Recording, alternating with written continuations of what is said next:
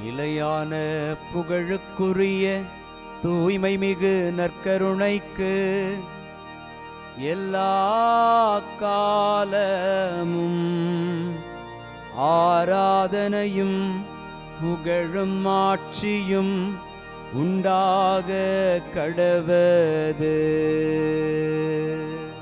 நிலையான புகழுக்குரிய தூய்மை மிகு நற்கருணைக்கு எல்லா காலமும் ஆராதனையும் புகழும் ஆட்சியும் உண்டாக கடவது.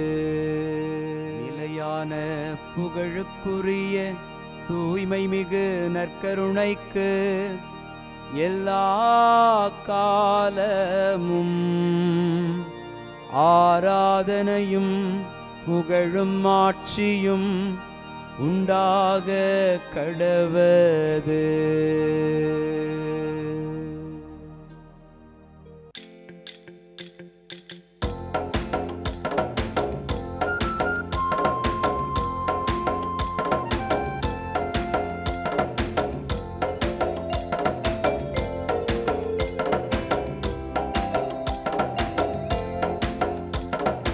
அரியணையில் வீற்றிருப்பவரே, உமக்கே ஆராதனை.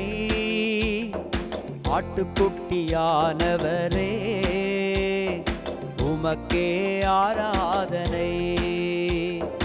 அரியணையில் வீற்றிருப்பவரே, உமக்கே ஆராதனை. ஆட்டுக்குட்டியானவரே, உமக்கே ஆராதனை. ஆண்டவருக்குள் பிரியமான சகோதர சகோதரிகளே, இன்று மார்ச் மாதம் 14ஆம் தேதி வெள்ளிக்கிழமை. தீயவரின் சாவையா நான் விரும்புகிறேன், அவர்கள் தம் வழிகளில் நின்று திரும்பி வாழ வேண்டும் என்பதென்றோ என் விருப்பம் என்கிற கடவுளினுடைய விருப்பத்தை வெளிப்படுத்துகிற எசேக்கியேல் நூலின் வார்த்தைகளோடு நாம் இந்த நாளை துவங்குவோம். ஆண்டவர் திரும்பி வாருங்கள் என்ற அழைப்பை கொடுத்து கொண்டிருக்கிற அன்பான இறைவன், இந்த நற்கருணை வழியாக அவர் நமக்கு கொடுக்கிற இரக்கத்தின் பார்வைக்காக, இரக்கத்தின் அழைப்புக்காக நன்றி செலுத்தி ஆண்டவரை நோக்கி வருவோம். நீர் எம் குற்றங்களை மனதில் கொண்டிருந்தார், யார்தான் நிலைத்து நிற்க முடியும்? நீர் எம் குற்றங்களை மனதில் கொண்டிருந்தார், யார்தான் நிலைத்து நிற்க முடியும்? இந்த திருப்பாடல் 130 நமக்கு அருளப்பட்டிருக்கிறது. நீர் எம் குற்றங்களை மனத்தில் கொண்டிருந்தால் யார்தான் நிலைத்து நிற்க முடியும்? பல்லவியை நாம் உரைக்கிற போது நம்முடைய இதயத்தில் எழக்கூடிய ஒரு உணர்வு, கடவுள் நம் குற்றங்களை நினைவில் கொள்ளாமல் நம்மை மன்னிக்கிற இரக்கம் நிறைந்த கடவுள். நம்முடைய பலவீனத்தை காண்கிற ஆண்டவர், நம் பலவீனத்தில் அவரே பலனாய் எழுந்து நின்று நம்மை பலப்படுத்துகிறவர். இந்த நல்ல தெய்வத்தை பாடி புகழ்ந்து ஆராதிப்போம். நீர் எம் குற்றங்களை மனதில் கொண்டிருந்தார், யார்தான் நிலைத்து நிற்க முடியும்? நீர் எம் குற்றங்களை மனதில் கொண்டிருந்தார், யார்தான் நிலைத்து நிற்க முடியும்?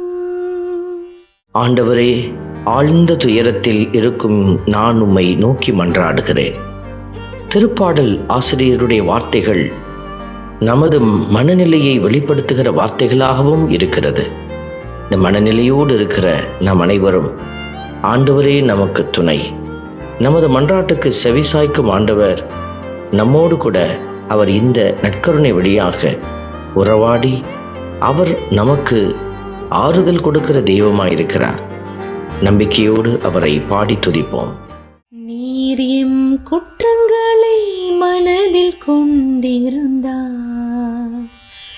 யார்தான் நிலைத்து நிற்க முடியும்? நீர் எம் குற்றங்களை மனதில் கொண்டிருந்தார் யார்தான் நிலைத்து நிற்க முடியும்? விடியலுக்காய் காத்திருக்கும் காவலரை விட என் நெஞ்சம் என் தலைவருக்காய் ஆவலுடன் காத்திருக்கின்றது என்கிற இந்த வரிகள் ஆண்டவருக்காக காத்திருக்கிற பிள்ளைகளின் இதயங்களை வெளிப்படுத்துகிறது. இதோ ஆண்டவர் நமக்கு எல்லா விதமான சூழல்களிலும் ஆற்றலும் பெலனும் அளித்து கொண்டே இருக்கிறார். பாவிகளாக நாம் சிக்குண்டு தவிக்கிற போது கூட நம்மை கைவிட்டு விடாமல் அவர் நமக்கு உதவி செய்கிறார். மன்னிப்பை கேட்டு மன்றாடுகிற போது அவர் நம்மை மன்னித்து ஆசீர் அருளுகிறார். இந்த நல்ல தெய்வம் காத்திருப்போரை நலன்களால் நிரப்புகிறார். இன்று உங்களை ஆசீர்வாதத்தால் நிரப்புகிறார். நன்றியோடு துதிப்போம். நீர் எம் குற்றங்களை மனதில் கொண்டிருந்தார் யார்தான் நிலைத்து நிற்க முடியும்? நீர் எம் குற்றங்களை மனதில் கொண்டிருந்தார் யார்தான் நிலைத்து நிற்க முடியும்? அன்பின் பரமபிதாவே, நன்றியோடு மை துதிக்கிறோம், மை ஸ்தோத்தரிக்கிறோம், மை ஆராதிக்கிறோம். ஆண்டவரே, மிகுதியான மீட்பு உம்மிடமே உண்டு என்பதை நாங்கள் அறிந்திருக்கிறோம். பேரன்பு ஆண்டவரிடமே உள்ளது என்பதை நாங்கள் உணர்ந்திருக்கிறோம். ஆகவே உம்மிடத்திலே ஓடி வந்திருக்கிறோம்.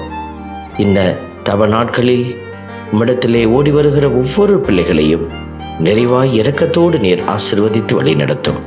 இயேசுவின் கரங்களில் எங்களை ஒப்புக் கொடுத்து ஜெபிக்கிறோம். ஆமென். நாம் வல்ல இறைவன் தந்தை, மகன், தூய ஆவியார் உங்களையும் உங்கள் குடும்பத்தையும் நிறைவாய் ஆசீர்வதிப்பாராக. ஆமென்.